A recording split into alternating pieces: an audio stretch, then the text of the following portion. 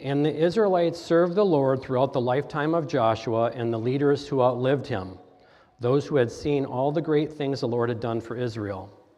Joshua, son of Nun, the servant of the Lord, died at the age of 110. So even to go back and do a little bit more groundwork here, think about Moses and the children of Israel, right? Egypt. They leave Egypt, there's 40 years, right? Hopefully everybody's somewhat tracking with me, right? So we've got 40 years. Moses is not allowed to go into the promised land, is he? And he dies on the wrong side of the river, so to speak. But the Lord let him get up that mountain and take a gander, right? When Moses dies, Joshua is now in charge. And as we get into the book of Judges, Joshua has now passed, okay? So that kind of gives you that where are we at in time type situation. So let's skip ahead and let's look at verse 10. We're going to read a few verses there. Judges 2, we're going to skip ahead to verse 10. After that generation died, another generation grew up who did not acknowledge the Lord or remember the mighty things he had done for Israel. The Israelites did evil in the Lord's sight and served the images of Baal. They abandoned the Lord, the God of their ancestors, who had brought them out of Egypt. They went after other gods, worshiping the gods of the people around them, and they angered the Lord. They abandoned the Lord to serve Baal and the images of Ashtoreth. This made the Lord burn with anger against Israel, so he handed them over to raiders who stole their possessions.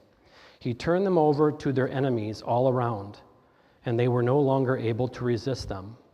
Every time Israel went out to battle, the Lord fought against them, causing them to be defeated, just as he had warned, and the people were in great distress.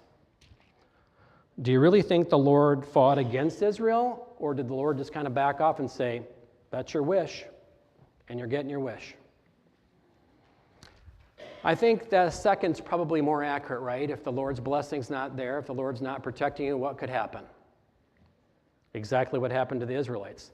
Unfortunately, if you keep zipping through these pages, you start to see this up and down situation of the Israelites. They weren't necessarily perfect when Moses was around, but they were at least in check.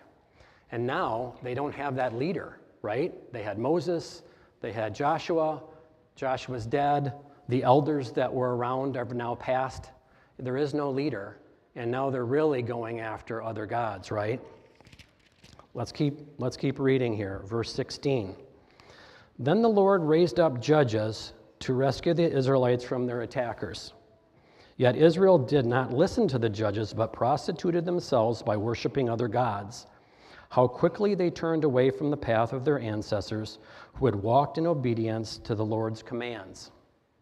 Whenever the Lord raised up a judge over Israel, he was with that judge and rescued the people from their enemies throughout the judge's lifetime. For the Lord took pity on his people, who were burdened by oppression and suffering. But when the judge died, the people returned to their corrupt ways, behaving worse than those who had lived before them. They went after other gods, serving and worshiping them, and they refused to give up their evil practices and stubborn ways. So obviously, as Israel goes into these depths of apostasy, they realize how wrong they've been. They call out to God. God does what? He raises up a judge to try to help the situation. And it sounds like here that does work to some degree, right? The judge comes into play. They kind of turn around a little bit. But unfortunately, that judge dies, and then what happens? Right back.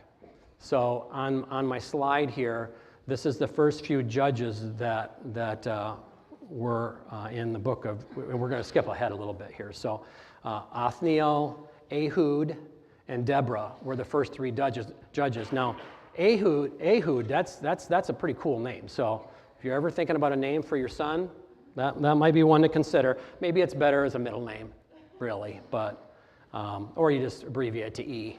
That seems kind of trendy, right? That's E. So that's a little bit of the history, right, of what happened. So now we're going to skip ahead a little bit. We're going to go to chapter 6. And this is where Gideon comes into the story, okay? So we've got the groundwork done. I think everybody kind of somewhat understands where we're at. And let's learn a little bit about Gideon. So we're going to start in verse 1, chapter 6, verse 1. The Israelites did evil in the Lord's sight.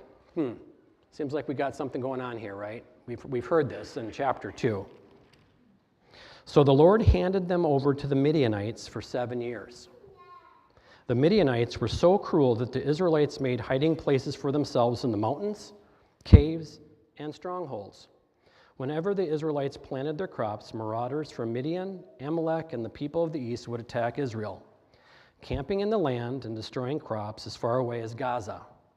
They left the Israelites with nothing to eat, taking all the sheep, goats, cattle, and donkeys. These enemy hordes, coming with their livestock and tents, were as thick as locusts. They arrived on droves of camels too numerous to count, and they stayed until the land was stripped bare. So Israel was reduced to starvation by the Midianites. Then the Israelites cried out to the Lord for help. Seems like this is a pattern, isn't it? Let's see what happens. Verse 7. When they cried out to the Lord because of Midian, the Lord sent a prophet to the Israelites. He said, "This is what the Lord, the God of Israel, says." Now note, before I even go any further, who did the Lord send? Another judge? A prophet. All right, so this is a little bit different already. He sent a prophet. This is what the Lord, the God of Israel, says. I brought you up out of slavery in Egypt. I rescued you from the Egyptians and from all who oppressed you. I drove out your enemies and gave you their land. I told you, I am the Lord your God. You must not worship the gods of the Amorites in whose land you now live. But you have not listened to me. So, to paraphrase, the prophet's like, if you'd listened to God, you wouldn't be in this mess right now. Right? Let's keep reading. Let's look at verse 11. Then the angel of the Lord came and sat beneath the great tree of Ophrah, which belonged to Joash of the clan of Abiezer. Gideon, son of Joash, was threshing wheat at the bottom of a winepress to hide the grain from the Midianites. So Gideon comes on the scene, and what is he doing? He's threshing wheat. Where? In a winepress. Seems a little bit peculiar. So this is a threshing, this is a picture of kind of the concept of threshing wheat, right? So typically how that happened is you would be in an open area and maybe even on a hill, right? And why would you be like that to thresh wheat? Well, some of the concept is you've got the kernel of wheat.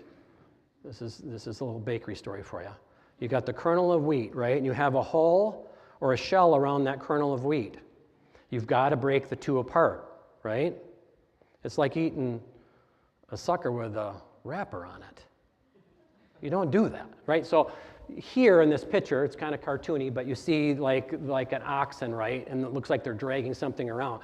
What are they doing? They're trying to break that off. They're breaking it up. And then the next thing that happens is some kind of a fork or shovel or something, and you're throwing that pile up, and what happens with a little breeze? That chaff blows off, and then what drops is the grain. Right? So you want to be somewhat open. But where's Gideon doing this? He's in potentially one of these, right? A wine press. So not super productive, right? I don't know how you pull that off. So he's sitting in the bottom of a wine press. I don't know if he's like trying to stomp around or whatever to try to break that loose. And then how do you, I don't know, but it's a mess, right? You're not very productive. It's like, well, I spent all day and I got like a cup of grain here. But that's what he's doing, right? I don't know if we blame him, because we read in earlier verses that they were basically, the Midianites and the people of the east were just stripping them, bare with food, taking everything. So maybe if we're in Gideon's shoes, we're doing the same thing. Maybe, right? I don't know. Let's keep going. Verse 12. The angel of the Lord appeared to him and said, "Mighty hero, the Lord is with you." Mighty hero. The guy in the bottom of a wine press, threshing wheat. Mighty hero, the Lord is with you. "Sir," Gideon replied, "if the Lord is with us, why has this happened to us? And where are all the miracles our ancestors told us about? Didn't they say the Lord brought us up out of Egypt? But now the Lord has abandoned us and handed us over to the Midianites." Then the Lord turned to him and said, go with the strength you have, and rescue the Midianites. I am sending you. "But Lord," Gideon replied, "how can I rescue Israel? My clan is the weakest in the whole tribe of Manasseh, and I am the least in my entire family." So we have the angel of the Lord say, "You're the dude. Go make it happen." And what does Gideon say? "Oh no, that's not me. You don't seem to understand the hierarchy, right? Because I'm the lowest or the least of my family, and then my family is the least in the clan, and my clan is the least in the tribe. You don't know who you're talking to. And meanwhile, I'm threshing wheat in a wine press. You're making a mistake. But it doesn't sound like that's where the angel of the Lord is going here. So let's keep reading. We'll start in 22. We'll keep going. Oops, that is not correct. We're going to go to 16. "The Lord said to him, I will be with you, and you will destroy the Midianites as if you were fighting against one man." Earlier, I believe it says, they were as thick as locusts. They arrived on droves of camels too numerous to count. Nonetheless, trying to count humps, right? Am I right? So, what does the Lord say? If you were fighting against one man. We'll keep going. Gideon replied, "If you are truly going to help me, show me a sign to prove that it is really the Lord speaking to me. Don't go away until I come back and bring my offering to you." He answered, "I will stay here until you return." Gideon hurried home. He cooked a young goat, and with a basket of flour, he baked some bread without yeast. Then, carrying the meat in a basket and the broth in a pot, he brought them out and presented them to the angel who was under the great tree. The angel of God said to him, "Place the meat and the unleavened bread on this rock and pour the broth over it." And Gideon did as he was told. Then the angel of the Lord touched the meat and the bread with the tip of the staff in his hand, and fire flamed up from the rock and consumed all he had brought, and the angel of the Lord disappeared. The angel of the Lord. This is a pre-incarnate Jesus. This is a pre-incarnate Jesus, meaning before Jesus came down in earthly form in a manger, there were a few Jesus sightings in the Old Testament. This is one of them. So spin that as we're talking about this story. This is Jesus. We know Jesus from the New Testament and how he interacted. This is Jesus. This is pretty cool. And as we go along, this is going to make even more sense.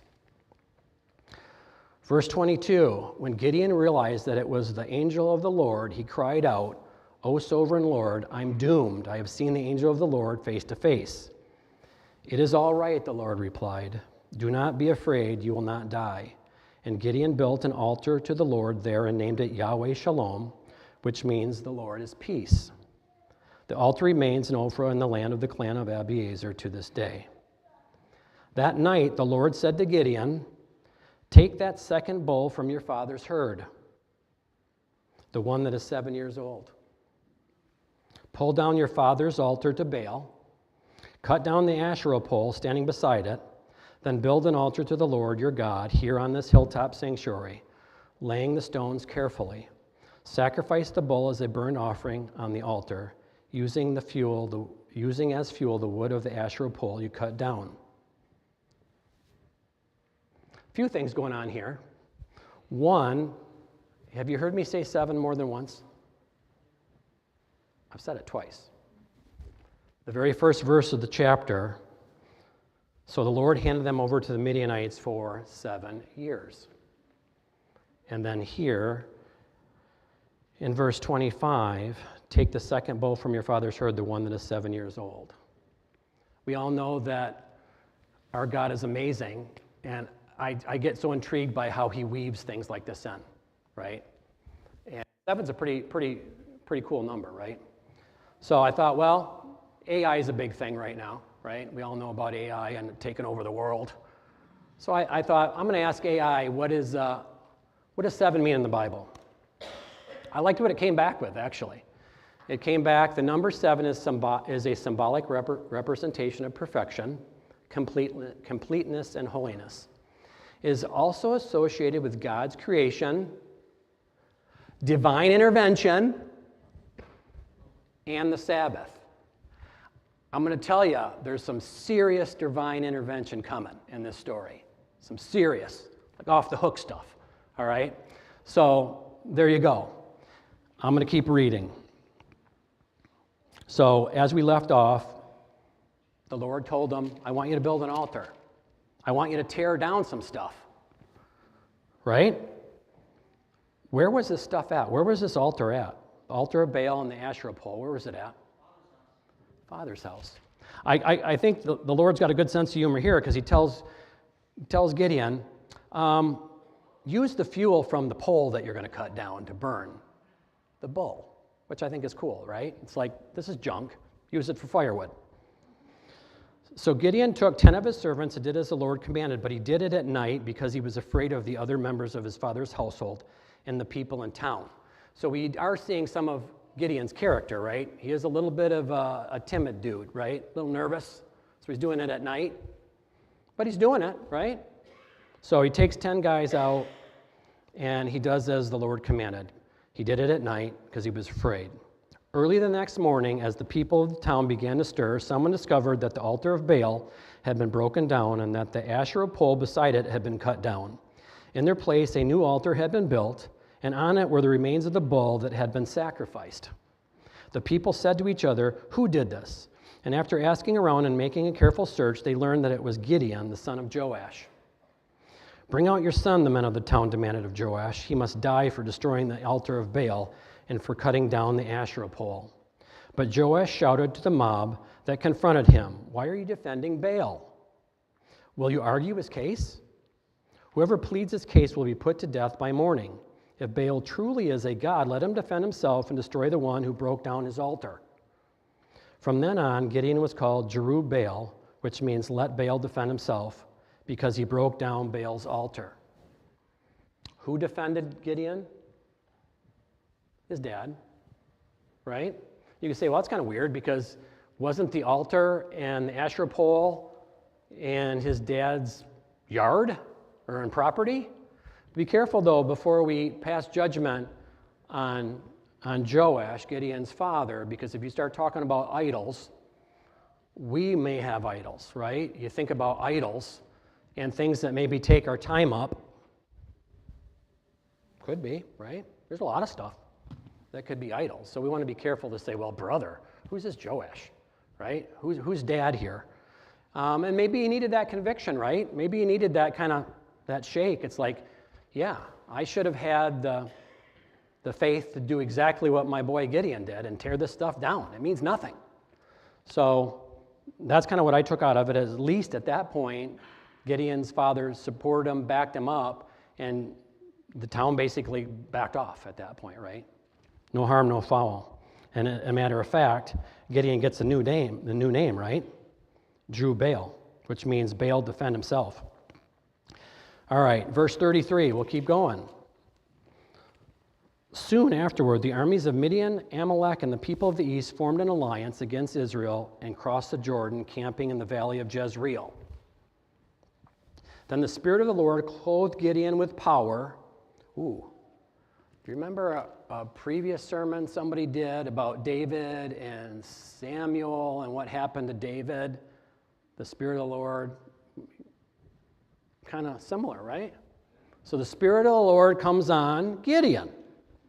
He blew a ram's horn as a call to arms, and the men of the clan of Abiezer came to him. He also sent messengers throughout Manasseh, Asher, Zebulun, and Naphtali, summoning their warriors, and all of them responded. Then Gideon said to God, "If you are truly going to use me to rescue Israel as you promised, prove it to me this way. I will put a wool fleece in the threshing floor tonight. If the fleece is wet with dew in the morning, but the ground is dry, I will know that you are going to help me rescue Israel as promised." So Gideon's still a little bit nervous, right? He saw his offering get like charboiled on the rock, right? Still a little nervous. So he's asking for a little validation, right? And that is exactly what happened. When Gideon got up early the next morning, he squeezed the fleece and wrung out a whole bowl full of water. Should be case closed, right? Not sure yet. All right, let's keep going. Then Gideon said to God, "Please don't be angry with me, but let me make one more request. Let me use the fleece for one more test. This time let the fleece remain dry while the ground around it is wet with dew." So that night, God did as Gideon asked. The fleece was dry in the morning, but the ground was covered with dew. It's pretty amazing. You think about God here and his patience and his love, right? Because Gideon has seen some things, but he still needs the validation, if you really are with me. And this is after the Spirit of the Lord came on him, right? The Spirit of the Lord comes on him, he's like blowing the trumpets, like, all right, let's get all the warriors here. We're going to take care of business. And then he thinks again, it's like, Lord, are you sure you're with me? Or are you positive you're with me? I want to feel really good about it. So at this point, his prayer's been answered twice, right? He's got a bowl full of water from one, and he's got a dry fleece the next day, right? So we're going to go on to read chapter 7, verse 1. So Jerubbaal, that is Gideon, and his army got up early and went as far as the spring of Harod. The armies of Midian were camped north of them in the valley near the hill of Moreh. Okay, so we got a map here. So to the west, which is your left, you've got the Mediterranean Sea, right? You can see the Sea of Galilee at the top. And in the red, that's where the Midianites were at the hill of Moreh. And then the green is really where Gideon and his group were. And if you think about the map I showed the last time I was up here, this is about 100 to 120 miles north of Jerusalem and where David and Goliath fought, due south of here, all right? So this is where this is happening in relation to the nation. So you've got Gideon looking across this valley. He's called the tribes around him to come and fight. He's doing all his counting. He's got 32,000 warriors, right? He looks across that valley.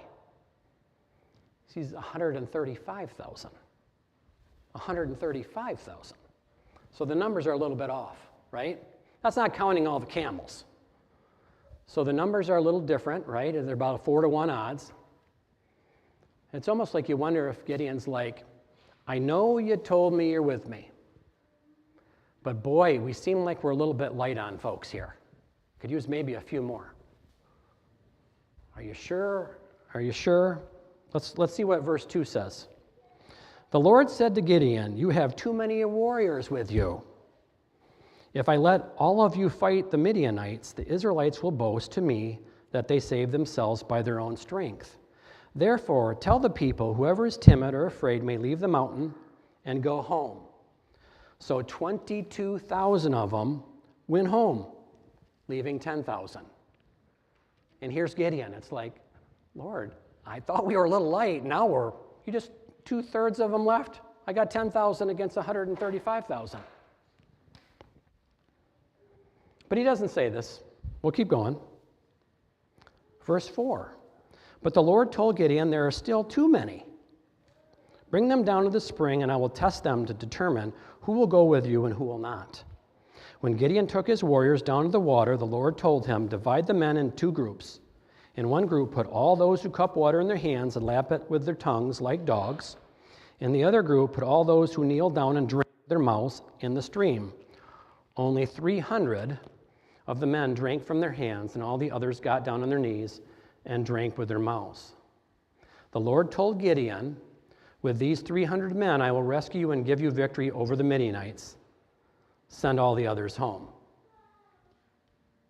What do you think about Gideon at this point? Is he a little bit, what? I went from 32,000, 4-to-1 odds, that's like Lord of the Rings, right? It's like, well, maybe, orcs aren't real smart, to 10,000 to 300. 300.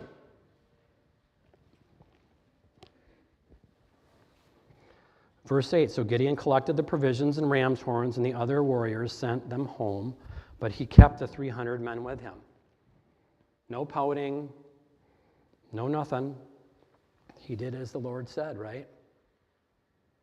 He might have second guessed it, but he might have been nervous.